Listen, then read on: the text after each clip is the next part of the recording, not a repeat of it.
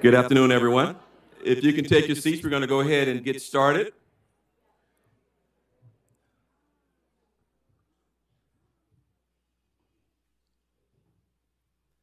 Wow, that was beautiful. Like we're in school. You guys quiet it down.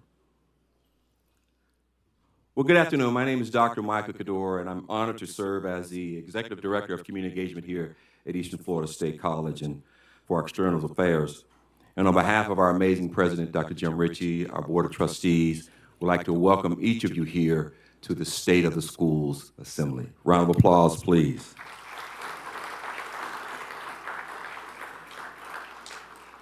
The Cocoa Beach Regional Chamber is a phenomenal organization that allows us to be able to partner to do this here. And we have some exciting topics that we're going to be sharing with you today. We have four amazing panelists. I'm not sure where they're located at this point, but I'm sure they'll be coming in. We have Dr. Mark Rendell, our Superintendent of Brevard Public Schools. We have Dr. Randy Fletcher, our Vice President for Academic and Student Affairs here at Eastern Florida State College. Dr. Pam Cavanaugh. Dr. Pam Cavanaugh is our Associate Vice Provost for the University of Central Florida. And Dr. John Nicklow of Florida Institute of Technology, their president. So Brevard Public Schools, the Eastern Florida State College, direct connect to the University of Central Florida, to even the amazing partnership through our ROTC with Florida Tech. We're all a family, and we're honored to be able to have you here today. At this time, if we have any dignitaries, elected officials that are in the audience right now, city officials, city managers, please stand to be recognized. There's one there. All right. One there. Any of our retired and or current military, public safety officials, we would love to take that opportunity to recognize those who have protected and served our great country. Any? Yes. Thank you. Thank you.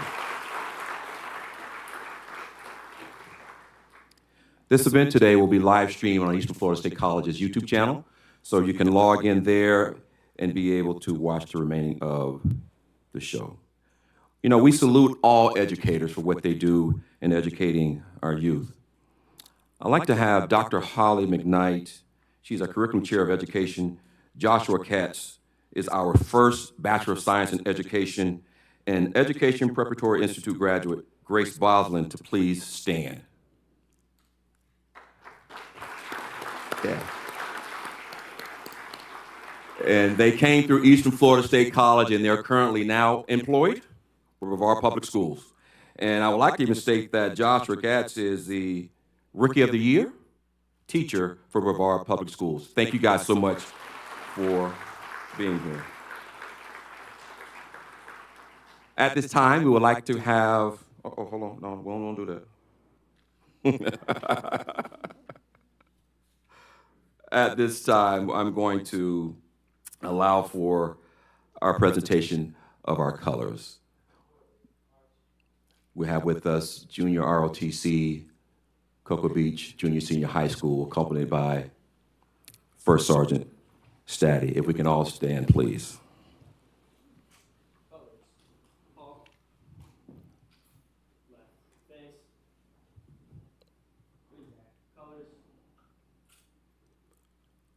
Our Pledge of Allegiance will be led by Sergeant Trudell, United States Army. I pledge allegiance to the flag of the United States of America and to the republic for which it stands, one nation, under God, indivisible, with liberty and justice for all.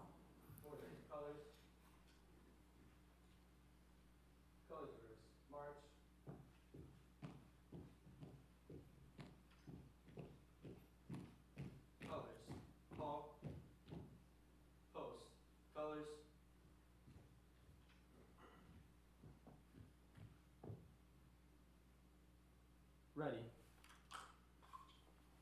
Post. Colors.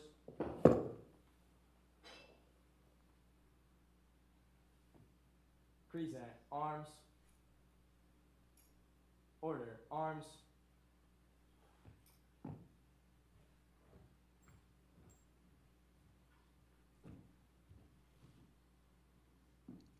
Left face. Forward. March.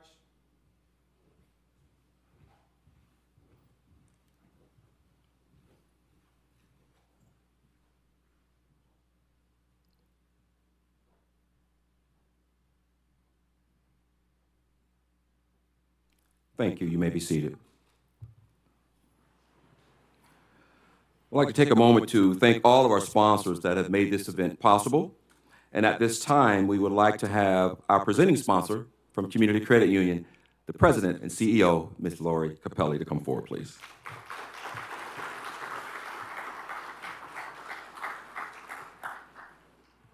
Good afternoon. How is everybody? Good. Community Credit Union is proud to sponsor the State of Schools Forum today. As president and CEO and a longtime resident of Brevard County and mother of 2 daughters that graduated from Titusville High School and went on to UCF and UF, I look forward to hearing about the plans for the coming year for the Brevard Public Schools, Eastern Florida State College, the Florida Institute of Technology, and University of Central Florida. Providing quality education to prepare students for the future is essential for individuals, businesses, and our community. Did you know CCU's roots are in education? We were founded in 1953 by 10 teachers in Titusville who desire to help their peers and encourage them to save. This month, we celebrate our anniversary marking 70 years of serving Brevard County. Over the years, the credit union has continued to add new banking products and services to help improve the financial well-being of our community and our members. Today, we offer competitive checking and savings products to help members maximize their savings. We also offer a full range of loan products, including vehicles, credit cards, mortgage loans, and even business loans, as well as many technology solutions, including mobile deposit and Zelle. What's more, we continue expanding our branch footprint to serve our members better. In the next few months, we will open 2 new branches, one in Viera and one in Melbourne. But Community Credit Union is more than just a member-focused local business.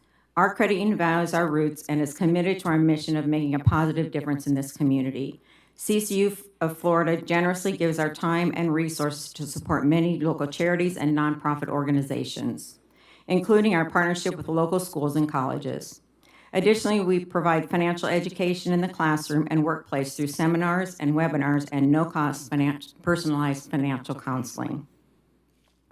In 2022 and 2023, CCU hosted the 3-2-1 Financial Liftoff Series in cooperation with Brevard Public Schools and Eastern Florida State College and Florida Institute of Technology to give students a chance to listen and ask young entrepreneurs, influencers, and athletes about their experiences with money, careers in a talk show style setting. It was exciting to see those students engage in such a meaningful conversations about finances and hear real-world advice from young people pursuing their dreams. CCU Florida is continuously evaluating our current programs and searching for more impactful ways to promote financial wellness and help people achieve their goals. Heading into the next school year, I am eager to learn more about the state of schools and optimistic that we can come together as a community to make a positive difference. Thank you.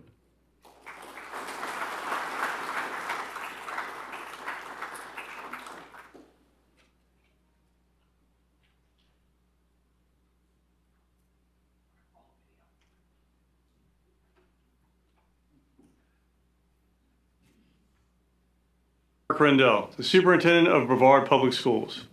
We are a large public school district with over 70,000 students, over 8,000 employees, and 85 schools.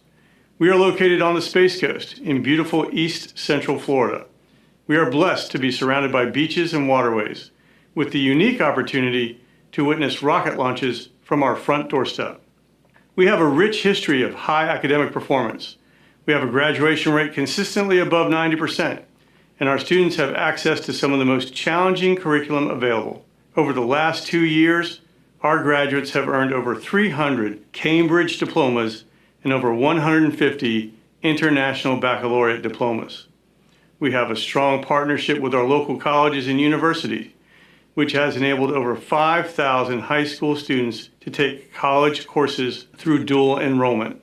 Vocational training is alive and well here in Brevard. We have a total of 45 career and technical programs spread out through our 16 high schools. We offer 83 industry certifications, These courses range from healthcare to culinary arts to construction trades and numerous computer technology pathways. We have the only aircraft fabrication program in the state. We even have a firefighting academy. In 2024, we are launching a commercial driver's license, a CDL program at our Adult Education Center. We not only educate our students, but we transport and feed them as well. Each year, our food service staff serves over 10 million meals. Our bus drivers log over 6 million miles. We have the 5th most experienced teaching staff in the state of Florida. We understand the great responsibility that we have in teaching and caring for the future of our country. We are committed to providing the best educational outcome for all students. Our mission is to provide every student with excellence as the standard, and we aspire to that every single day. Outstanding. Good morning, everyone. All right. There we go.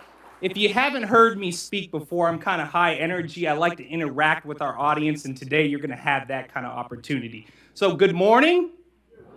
Thank you. My name is Cordell Roll. I am the CEO of Roll IT and your chair of the Cocoa Beach Regional Chamber of Commerce.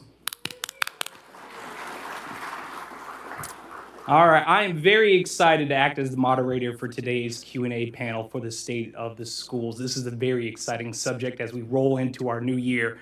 But let's start with all the people who made this possible today, starting with our sponsors. You already got to see our presenting sponsor in Community Credit Union. We have, there we go, sorry. We have our gold sponsor, Brevard Public Schools, Rock Paper Simple, Roll IT, our platinum sponsor, Weedman Construction, our lunch sponsor, Adam Copenhagen with Ask an Adjuster. We have our silver sponsor, Addition Financial, Lawrence Credit Union, and Wild Ocean Seafood. Our bronze sponsor, Artemis IT, Beachside Hotel Suites, and Nothing But Cakes, delicious, and the Vieira Company. Big round of applause for all of our sponsors today. Now, if you didn't get to come to our event last year, let me just tell you, it was heart-wrenching. We got to hear from a great member of our community, and we're going to bring him up again today. Mr. Johnny Weedman, Weedman Construction.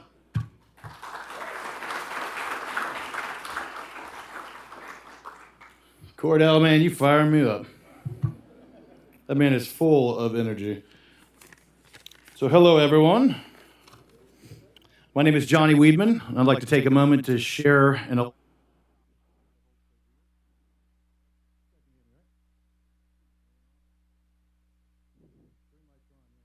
Hello? There we are. All right, so the words of the reckless pierce like swords, but the tongue of the wise brings healing. Remember that the words we speak to those around us can change the entire lives, be it for the better or for the worse. I want to take a moment to show appreciation to those who have taught me this valuable lesson, along with so many others. Throughout the years, these real-life heroes have unlocked the doors to our true potential. Today, I stand before you to shed light on a topic that holds immense significance in the shaping of our future, the importance of school, and the profound impact a great teacher can have on a small, eager, absorbent, and growing mind. School is not merely a building or a place where we gather to learn facts and figures, to wander the halls, to and from rooms, dodging bells and bullies. It is a sanctuary of knowledge, a fertile ground where dreams take root and grow into magnificent realities. Some realities we don't realize in the moment, and some realities take time to shape. School is where our minds are nurtured, our passions are ignited, our potential is unlocked. And real valuable life-shaping moments occur. Sometimes it can be just one single sentence that can alter the trajectory of our entire lives. Alas, we arrive to the true architects of this transformation, our teachers. These remarkable individuals possess a gift that goes beyond textbooks and curriculum. They possess the ability to touch hearts, ignite imaginations, and mold young souls like skilled sculptors. A great teacher has the power to shape destinies, empowering their students to believe in themselves and to reach for the stars. The countless hours is not a nuisance, but it's all worth it. A great teacher is the catalyst to creating true visionaries. That teacher for me is Mr. Morgan. Well, he's not really my teacher. He's the principal of Merritt Island Christian School. and some of you might know him. He always had something positive to say, and often something that made you see life from a different perspective. Every Thursday, the school would gather for chapel, and he would always start out by making us scream at the top of our lungs, "I feel great." Honestly, at the time, it could feel kind of grueling because he would make us do it over and over and over again until we reached that Motley Crue-worthy decibel. But every Thursday was indeed a great day because we told ourselves internally that I feel great, literally until our body said, "Fine, have it your way." I went on to teach this same lesson to both of my children, and when they were having a rough day or a moment in life where they needed to be uplifted, I told them, "I feel great," and did the same thing. I became the teacher to my children for them to one day become the teacher to theirs. We all play a vital role in each other's lives, and as I reflect, that taught me a valuable lesson. We are and become the products of our thinking process. In the presence of greatness, only greatness is present, and in the presence of a great teacher, a small mind blossoms like a vibrant garden. They cultivate curiosity, encouraging questions that spark the flame of knowledge. They inspire creativity, urging their students to think outside of the box and embrace their unique perspectives. They foster resilience, teaching us that failure is merely a stepping stone to success, and sometimes it's absolutely necessary. Their dedication, patience, and unwavering belief in each student's potential becomes the guiding light that illuminates the path to greatness, much like the lighthouse is to the sailor. Today, I urge you all to cherish the gift of education and the incredible impact a great teacher can have on a small mind. Let us recognize and appreciate the passion and dedication they bring to their noble profession. Remember, a single teacher can inspire generations, shaping the future leaders, thinkers, and innovators of our world. Small talks with big outcomes. So to all the teachers who have touched our lives, I know there are a handful of them in my life that will always be a beacon to me and a small voice in my mind that help map my way to where I am in life today. I deeply thank you all for the inspiration you are to us all. To all the teachers out there, I thank you for believing in us and for guiding us and showing us that with dedication to our education, we have the power to shape our own destinies. And I urge you today, if that person's still with us, reach out to them. Tell them what they've done for you. Tell them thank you for unlocking the door. And you opened it now. And now you're out and you see what a beautiful world it is. I'm sure that'll mean the world to them. To the young minds of the world that have yet to arrive at that moment in life, I have the privilege of meeting their inspiration. Embrace the journey of learning in open hearts and open minds. Embrace the power of education to transform your lives and the lives of those around you. Dream big, work hard, and always remember that the potential is boundless. May the classrooms continue to be filled with the magical process we call learning, and may the impact of a great teacher forever shine brightly in the lives of every small mind they touch. Onward into life, we take from them the knowledge, the ability to pass on this inspiration. Life is full of lessons, and life is full of teachers. Young and old, we continue to learn each and every day. Who knows, maybe the next inspiration or vital lesson to someone may just be within you. Be kind, be understanding, be compassionate, be patient. Though we eventually gain immense knowledge through our experiences, we are all just students to this world for as long as we live. We teach each other through our experiences and love. We all learn that we need to learn at the right time for that right reason, although it may seem sometimes that lesson comes too late, but simply put, that is just not the moment in life you were supposed to learn that lesson. All things happen because they simply must. This is the process and the essence of life. And remember, life happens for us, not to us. Keep your hearts and your minds open to the lessons all around, for we are always learning every single day. So thank you to those who have taught us how to hear the lesson, understand the lesson, and receive and accept the lesson. Sometimes one small sentence can change the world. Thank you so much. I'm Johnny Weedman. Wait. Hold on one second. I know Mr. Morgan might be watching this. Is there any way you guys can do something for me? Can you please do something? Will you guys participate?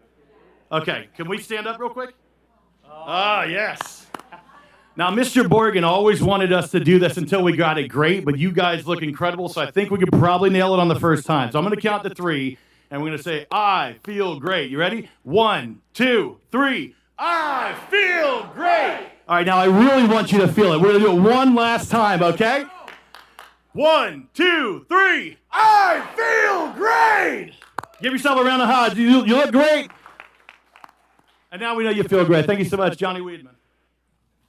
Oh, love you, brother. Love you. I tell you what, this guy gives you something to believe in. He embodies everything that we try to be here at the chamber. We want to be a chamber of hope. And that is what Johnny does. His whole team is dedicated to this community. And you look at him, you're like, what is this guy going to do for us here, right? He's got a tattooed long hair guy, but no one's more dedicated to building his family, building his community than Johnny. So thank you, sir. Thank you so much for that. I'd like to take the opportunity to invite our panelists up to the stage. I'd like to thank Florida Tech for sponsoring our stage today. And if you folks could look at your programs right now, you'll find a QR code on there. If you would like to submit any kind of questions, if we have time at the end, we're going to get to them.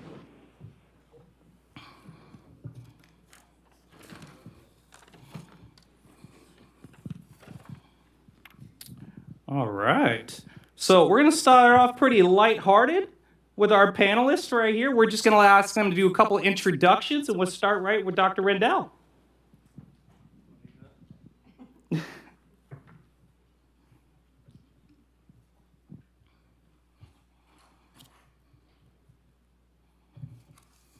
Everyone.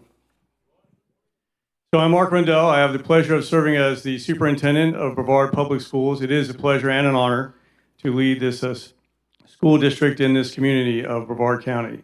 I don't know how much wisdom I have to share today, but been in education over 30 years.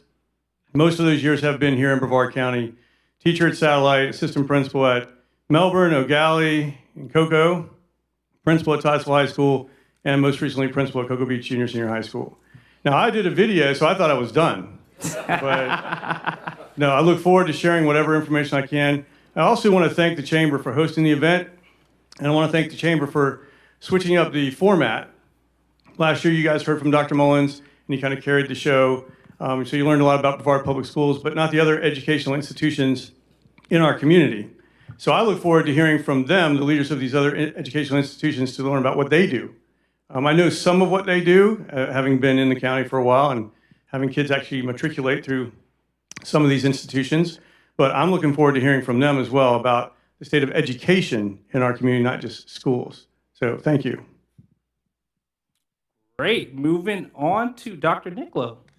Thank you so much. And I think was my first week here. Mark and I got to sit down and spend some time together and really talk about ways to partner.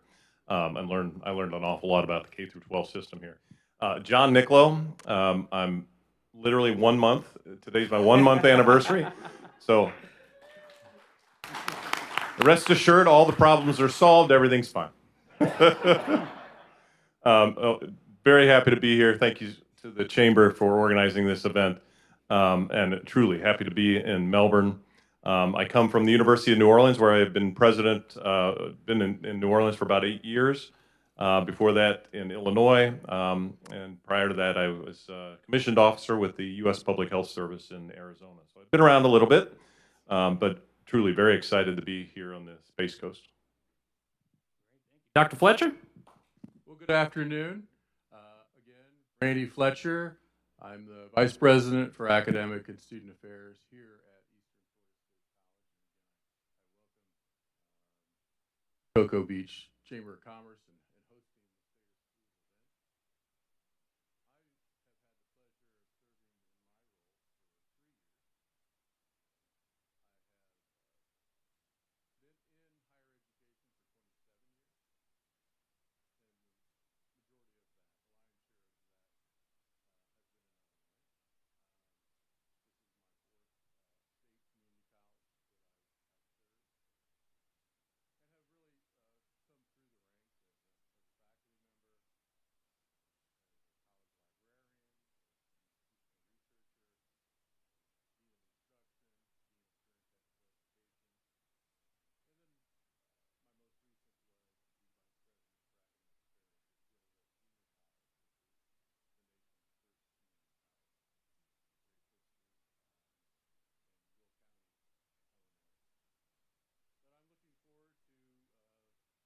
providing response to questions that are asked about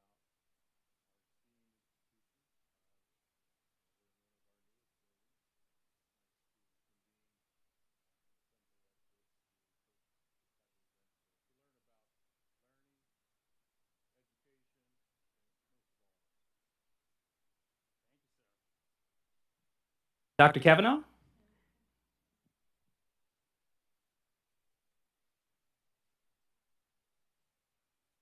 Hi, Pam Cavanaugh, University of Central Florida. I'm the Associate Vice Provost for the university. I work in academic and student affairs, and I lived in Brevard County since 1998.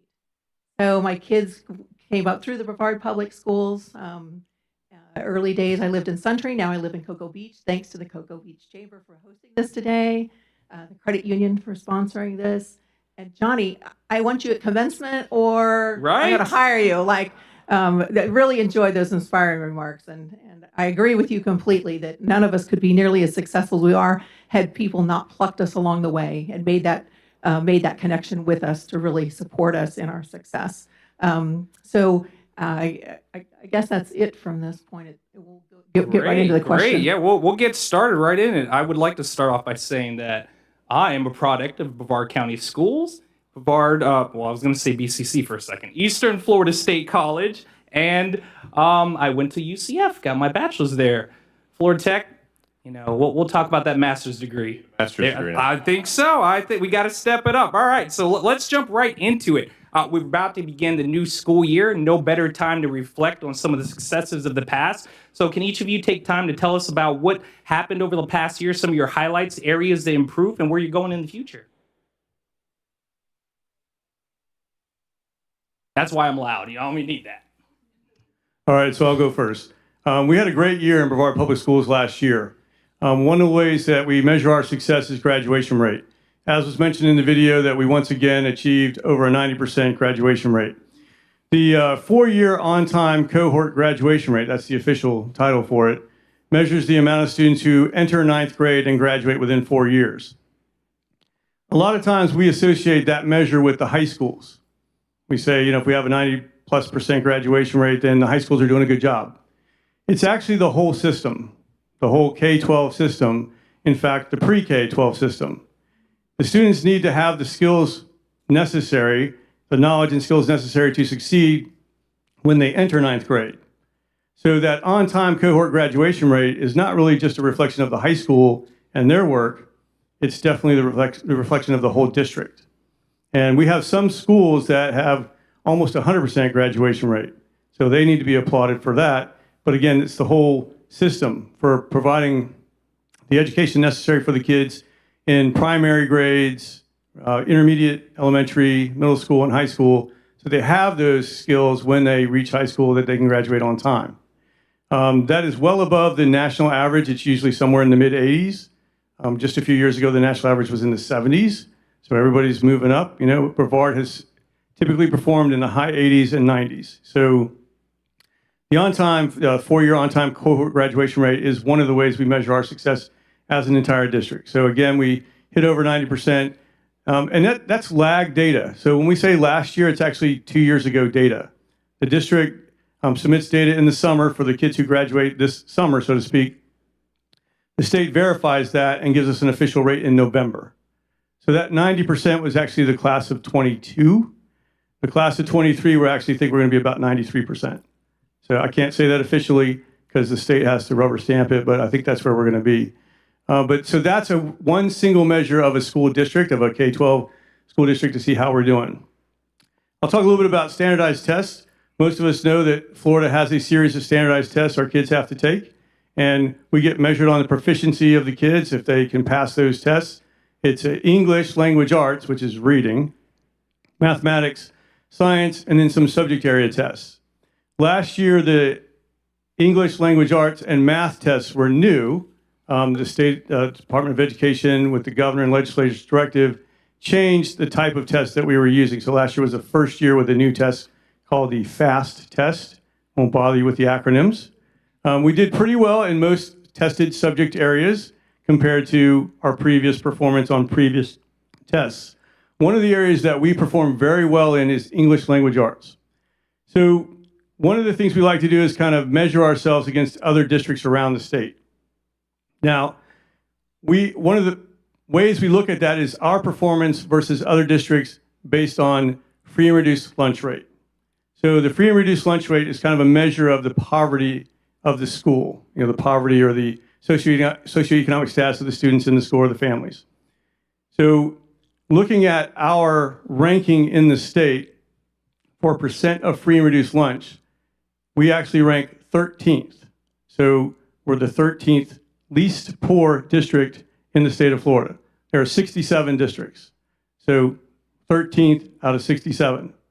So all of our academic performance, we want to see, do we measure at least 13 or maybe higher?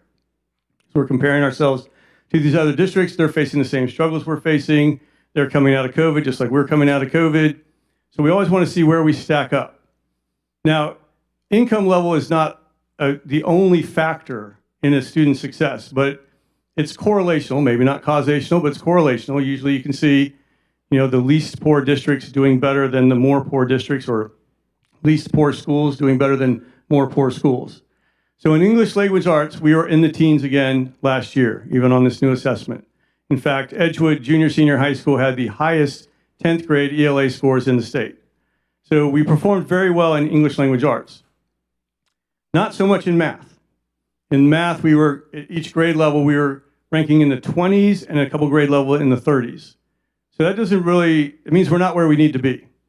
As if we're the 13th least poor, the 13th richest district, then all of our test scores should be in that range. Maybe 12 to 18, we should be in there, somewhere. So math, we have some work to do. One of the things that we looked at is the state changes the curriculum every few years. They change which textbooks and instructional materials we can use.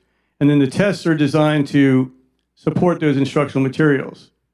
So we had a math textbook adoption 3 years ago, and we delayed purchasing those textbooks because we had to delay purchasing those textbooks because the state certifies which textbooks we can buy. They kind of review all the textbooks and tell us which ones we can buy, and they hadn't done their certification yet, so we waited.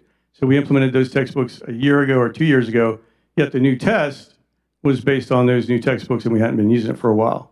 So that's one of the reasons we think the math scores may not have been as strong as they usually are.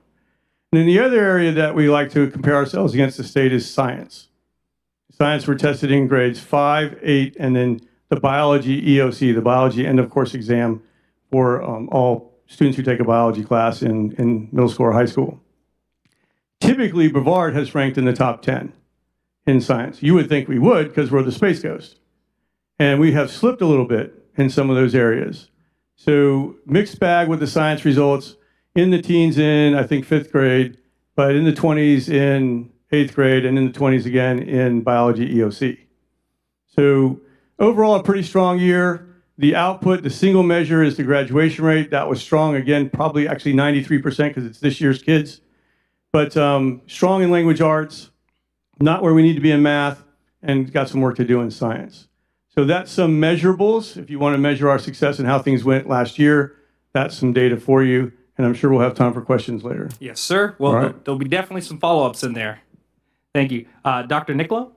Sure, things we're doing well, and over the last year, certainly we continue to attract very high-performing and high-achieving students from across Brevard and well beyond that. The things we do well, in my mind, are we fulfill careers, particularly in STEM. We're giving students the tools and experience and expertise to have not just go to work or not just have a degree, to go to work, to have a career. There's two examples of that that I'll share. One is called the Global Employability University Ranking and Survey. And the reason this is important to me is it's 100,000 different employers, HR professionals, corporate recruiters, they do the ranking. So this is what people think of you, and then they're doing the hiring. They choose the top 250 universities. 2 Florida schools made it on that list this year. Florida, University of Florida, did make 34th, but Florida Tech made 17th, and we're very proud of that.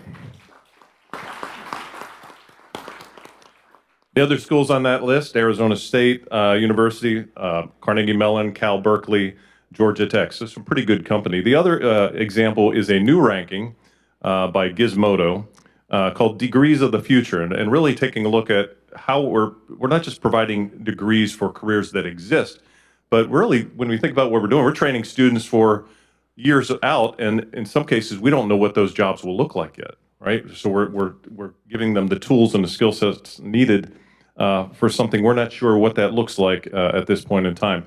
And they recognized our aerospace and aeronautical engineering programs along other universities like MIT, Johns Hopkins, Caltech. So we were also very proud of that. And again, those rankings resonate with me because they're not ourselves ranking them, right? We're not just the institutions ranking. Those come from other people and the people hiring our students. Certainly, we want to constantly improve upon our graduation rates, our retention rates, student success rates. That's something we're continually doing, but those are some pride points from the last year. Outstanding, outstanding. Dr. Fletcher?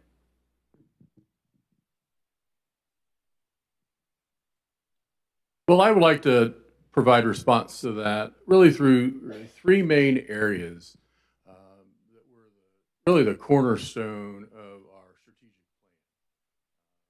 plan. And really the vision of Eastern Florida State College post-pandemic and the transformation that we envision occurring here. The main area that really leads off the strategic plan is access. We have to be that institution of higher education that provides access to all students.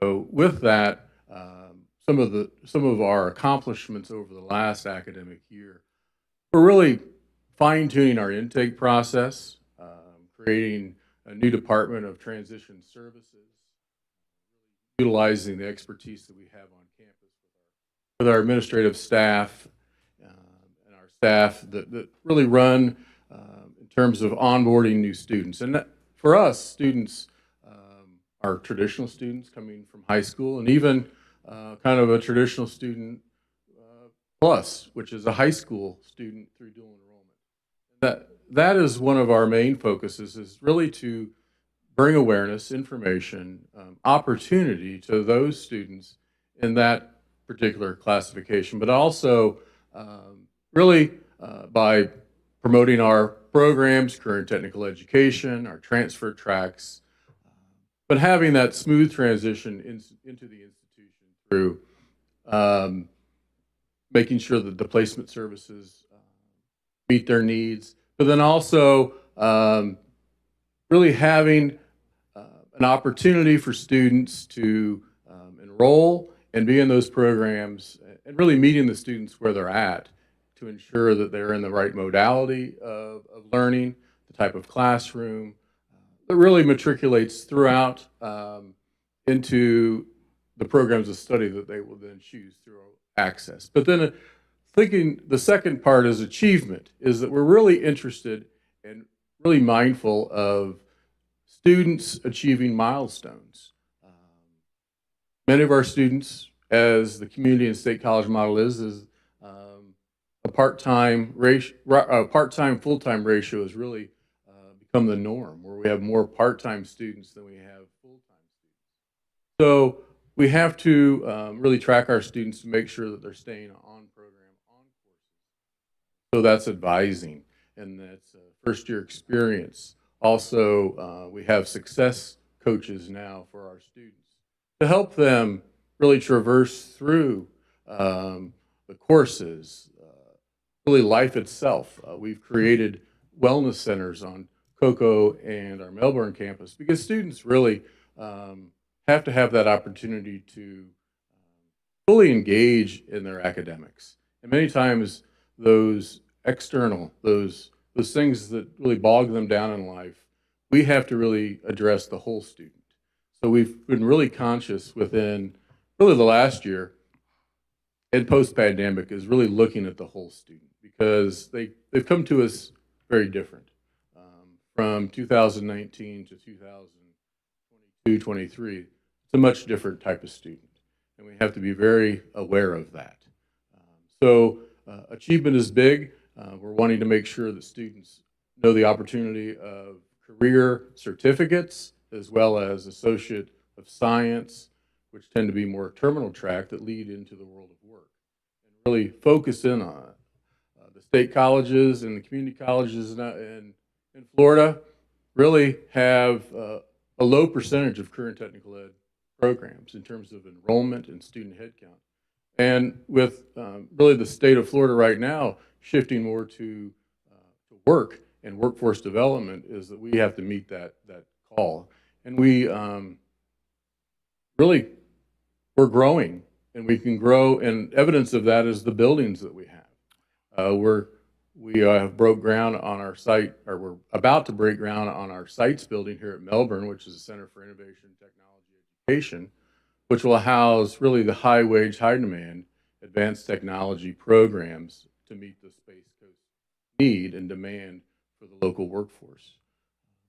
As well as at the Titusville campus, our Aerospace Center for Excellence will be housing our aviation A&P program, but then also those technologies that support aerospace.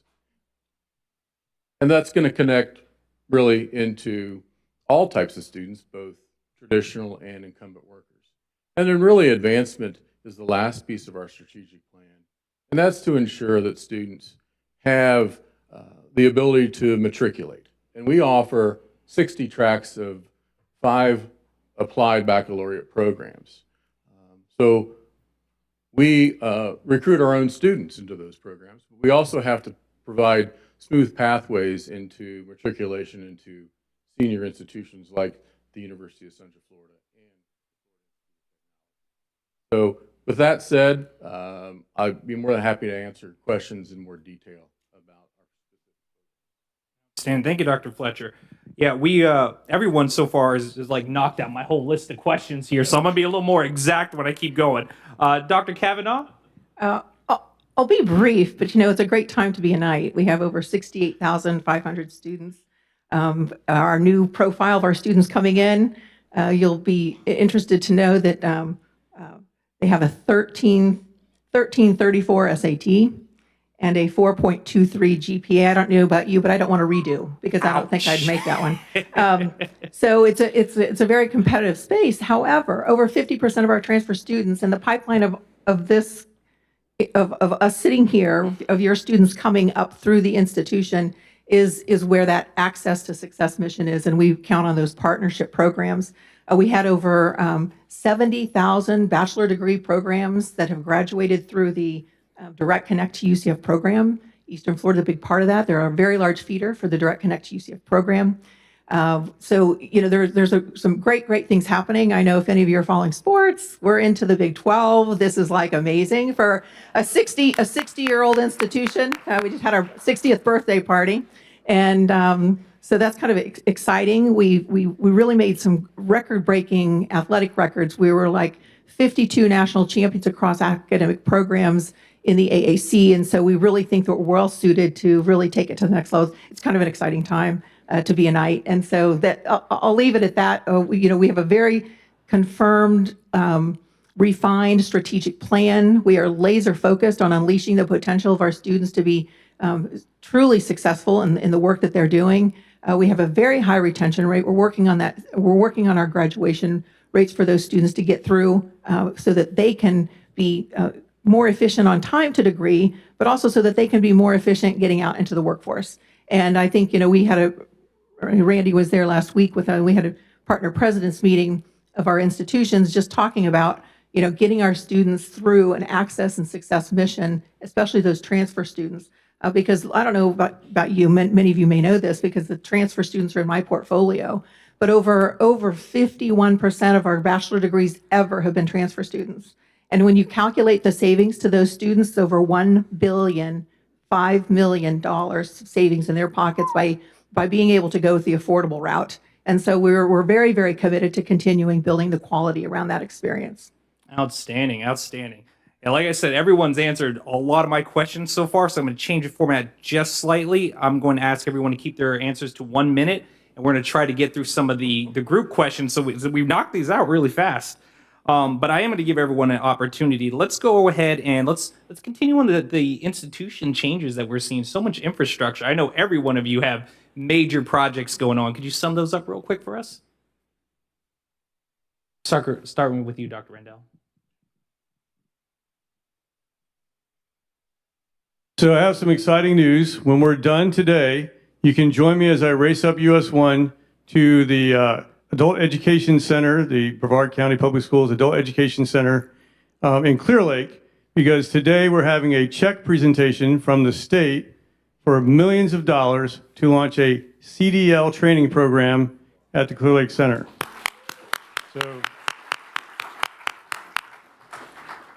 I was discussing this with somebody the other day, and I thought, just a couple years ago, we were in the midst of the pandemic, and part of the supply chain crisis was a lack of truck drivers. And so we've answered the call, and thank you to the state legislature for giving us the money to answer the call. So we're going to be able to train truck drivers and bus drivers right here in Cocoa, right here in Brevard County. So that's exciting news. That's a big infrastructure change.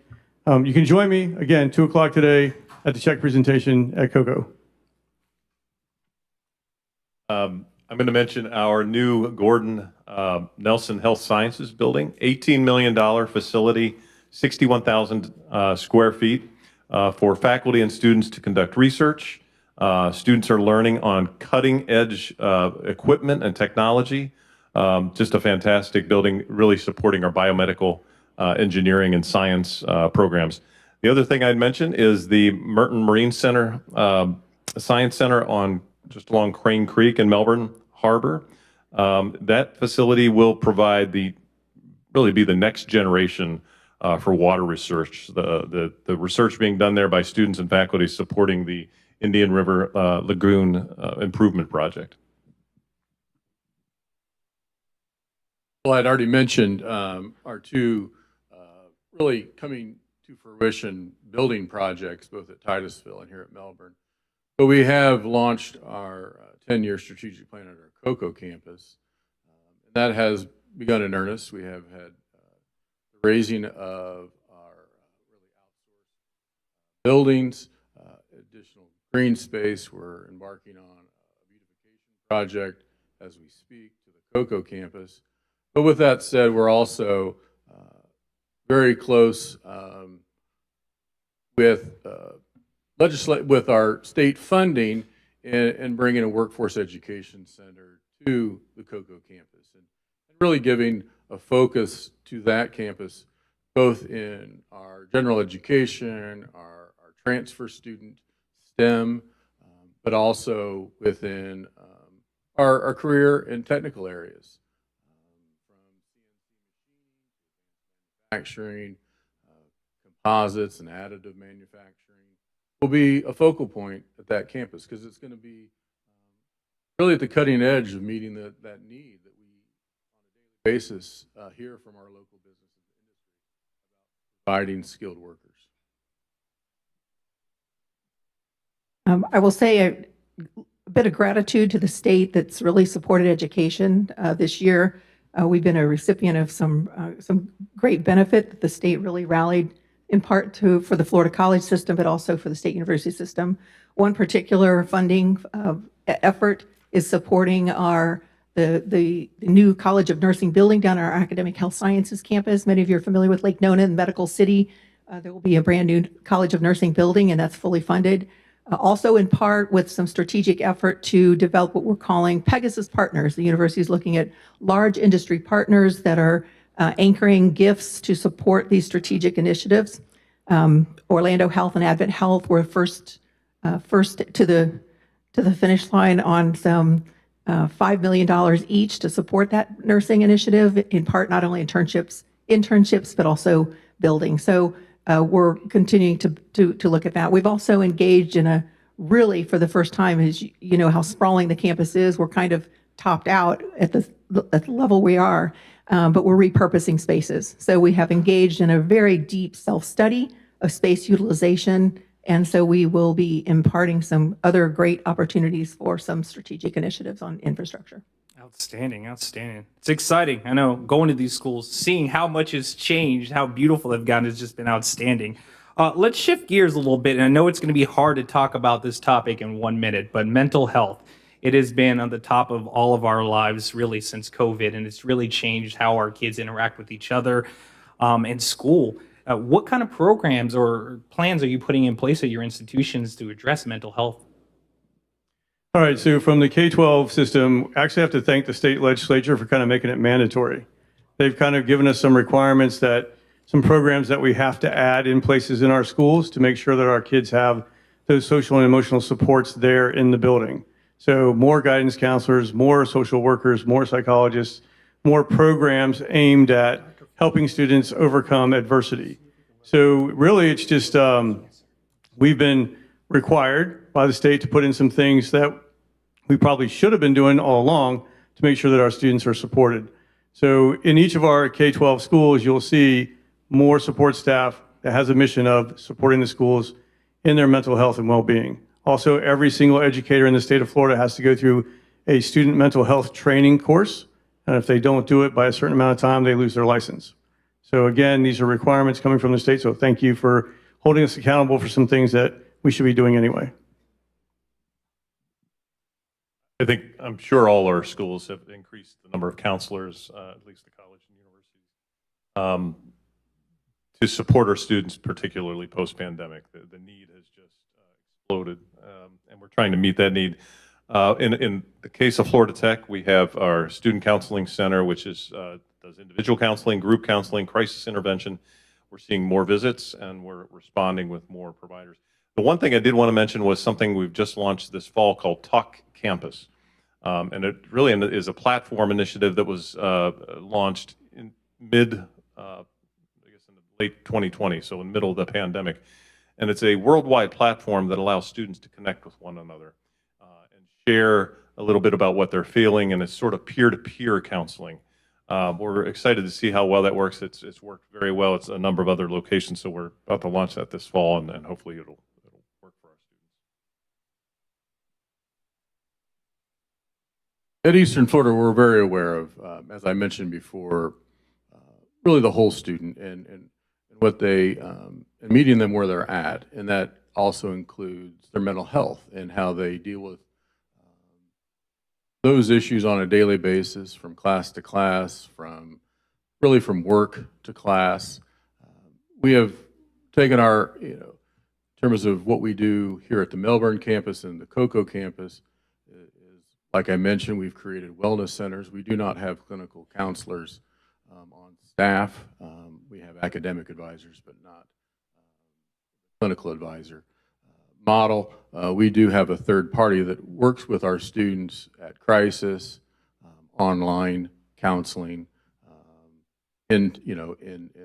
really in real-time type of counseling as well. So we meet those needs, but then we're also working with our faculty.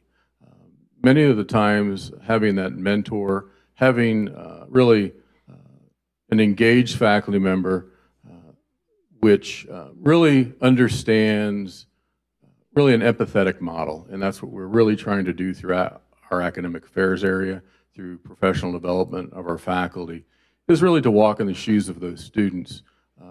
And that's a different, for longstanding faculty, that's a difficult task. But becoming a much more student-focused institution, we must do that. And then really create healthy students as a result of that outside of the classroom engagement that we ask our faculty to really think about. And now that we have our dormitories, and we'll have another one fully equipped and have students in it in the fall, so we'll have 200 students in residence. That is also an issue, to making sure that we tend and really understand those types of students. Being a state community college, we haven't had resident students for a long time. I mean, this is now going to be our second year, so we've got to be very conscious of that. And we're doing that through recreation. We're doing that through really finding grants that we can partner with other state colleges to really create programs for students that really gets to the student before they find themselves in crisis.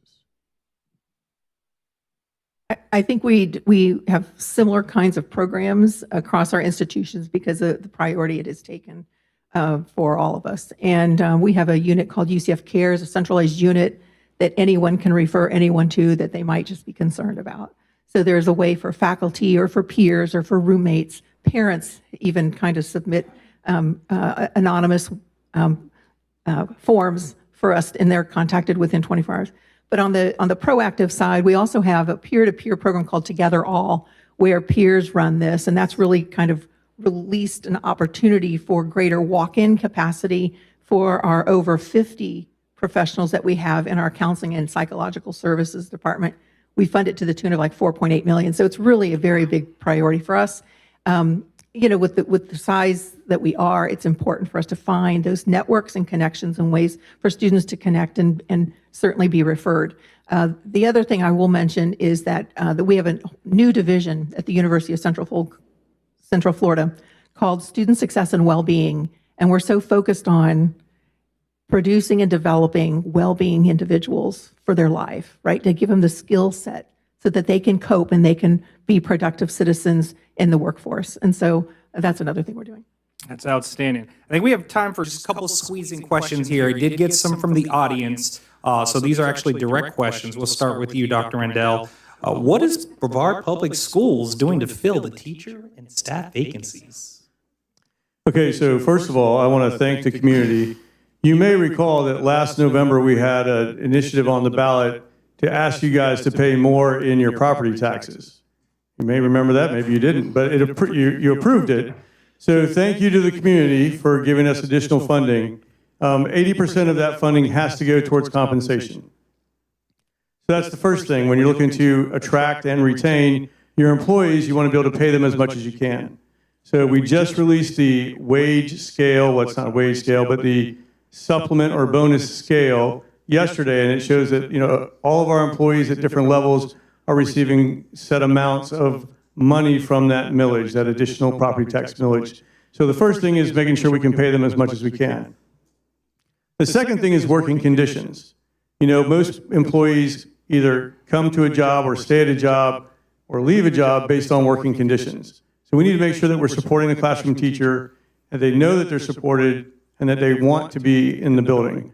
My goal as a principal always was to make my school the place where every family wanted to send their kid and every teacher wanted to teach. And so we're taking that approach with all of our buildings, making sure that they have all the resources that we need. We did some restructuring in the district office to hopefully be able to support our schools more, which would in turn support the teachers more. But we have not just a teacher shortage, but we have support staff shortage, bus driver shortage. I'm sure you read about that in the paper. I have good news to report on the bus driver shortage.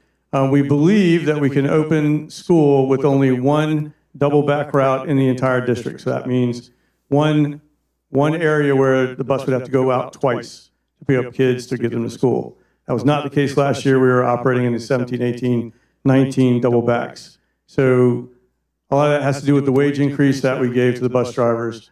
But so getting back to the original question, what are we doing to keep or attract and retain teachers is, first it was the increased wage, thank you to the voters for that, but also making sure that we put in supports to support them in the classroom. Outstanding. I know I was a victim of one of those double bus routes. I don't know how you all did it, bless you all. Another one real quick, Dr. Fletcher, this is to you, but I think anyone can answer if they want to, is what do you mean when you say post-pandemic student? Well, those students that came through high school in the midst of the pandemic then have either have made decisions about their higher education that have changed. Perhaps they felt that they were on a university track or perhaps a different higher education track, but then have decided that they would like to remain local, close to home, within their nuclear family, and then really enter into higher education through the state college system, which maybe never even resonated with them. That's one type of post-pandemic student. I mean, those are a different type of learner that we're faced with. But then also just as a whole is those students that had to learn, let's say, 2 years of their high school from a distance through remote instruction. It really truly wasn't online instruction, but it was definitely remote instruction. So it was, in many respects, kind of a hodgepodge. It was correspondence. It was an attempt to do online instruction. Much of it was done at their own pace. A lot of self-teaching taking place.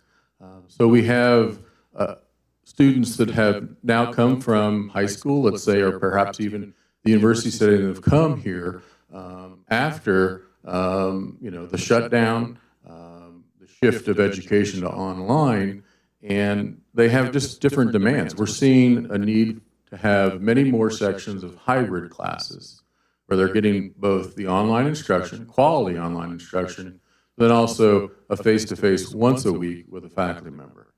And we're also considering high flex, and we're going to begin training our faculty on high flex, which is much different than hybrid. High flex may be that you have 4 touch points within a 16-week semester, and then you can really have the option as a student to when those touch points are.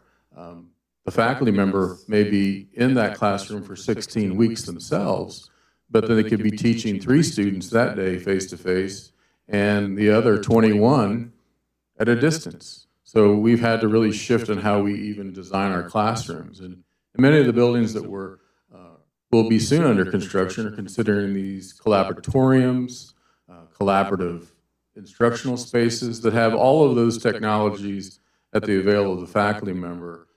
So there really isn't, classes, you can tend to lose students when there's a lot of pause for technology and technology issues. So we have to have faculty members very, really apprised of how all the technology works in order to continue really do the high flex types of offerings. But our students have changed. They're wanting their education quicker. They want accelerated formats. The pandemic has really brought to the foreground many of the students that maybe didn't have a diagnosed learning disability, but they do now. They've come to realize that perhaps they do. So then we have to meet the students where they're at and provide and be very nimble in how we provide that education. Because we're a student-focused institution, and our goal is success and completion of these students and their educational goals. So we do that. So it's really a different type of student. That's amazing. Could all of you imagine just being able to go to school from home when you're kids, right? How great is that? I'd like to thank everyone, but I would ask just for final thoughts. We'll start with you, Dr. Kavanaugh. I think we do. I think to really amplify what Randy was saying, I think that we've had to become very nimble, flexible, quick to pivot to meet the demands and create the experiences for students. I hate to use the word like Amazon, but I think that they're used to dealing in society differently than dealing with education. So we have to think about students in some regards as consumers. How are we going to interface with them? How are we going to continue to engage with them and make this relevant for them? So it's a new era for post-secondary education. And I think we're all going to be leveling up to meet the demands and produce those educated citizens. Dr. Nicola? I agree with everything that's been said. I think I would add in this national discussion around the value of higher education degree, and is this going to get you a career? I do think as institutions we've become more focused on that, and we do look for industry partners, business partners. And so it goes back somewhat to what I was saying earlier, trying to work with business and industry to establish talent pathways to a career, right? So working with, whether it's L3 Harris, Northrop Grumman, NASA, whoever it might be in terms of the Brevard area, how do we establish partnerships that create internships for our students and then create careers for our students, and so that when they enter college, they can be more focused and set on that outcome. I don't think any of us want to be graduating students that don't lead to anything, right? And piece of that discussion. Dr. Rendell, final thoughts? Well, first of all, I want to thank everybody for either tuning in or coming today. So if you're listening in, that means you care about education in our community. And quality education system in your community, not just K-12, but higher ed, is an integral part of having a safe and vibrant community, economic drivers and that kind of thing. So thank you for tuning in. Thank you for being here. The last thing I want to leave you with is an approach that we're taking at the K-12 schools this year for Brevard Public Schools is we're trying to take everything and approach it from that old one-room schoolhouse lens. You know, the magic in the classroom, the relationship between the teacher and the student, that's what education is all about. And so every decision that we make in Brevard Public Schools needs to support that relationship, the teacher in the classroom and the student, making sure that they have everything they need to be successful. So all the decisions that we make at the district need to support that goal.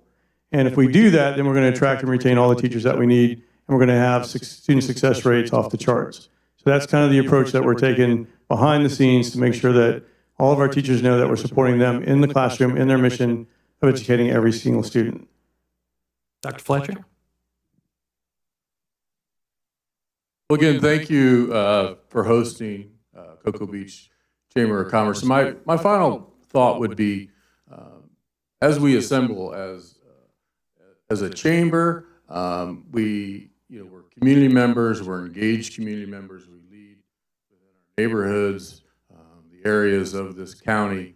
One of the things that I would leave with you is you can provide that information and the quality and the necessary in our young people, in the people that you interact with that are kind of disenchanted with the careers that they're in, is that each one of us provides those programs, those opportunities to enhance skills and to really be a step up from their current condition, their current status. And really, it's just that first step. Somebody that can engage with them about what is offered here in this county, because it's very rich, it's very inexpensive, but it definitely leads to really an impact in their lives. And we're trying to make these programs as efficient as possible as well, not taking unnecessary courses that can lead to meaningful employment or to that matriculation to, let's say, a lofty goal of a baccalaureate that they never thought was possible. So I leave you with that you have great power in our community to talk to others about really the benefits of higher education. Thank you so much. Ladies and gentlemen, I'd like to give it up for our panel one time today. We have Dr. Rendell with Brevard County Schools, Dr. Nick Lowe with Florida Tech, Dr. Fletcher with Eastern Florida State College, and Dr. Kavanaugh with University of Central Florida. Thank you all. So I'd also like to give a special shout out real quick to all of our sponsors. Thank you for making this happen for us. Please note that this state series is a series for us. It's going to happen all year long. We take on different topics. Our next one will be the State of the Cities, happening in October, so we hope to see you there. Have a great rest of your afternoon.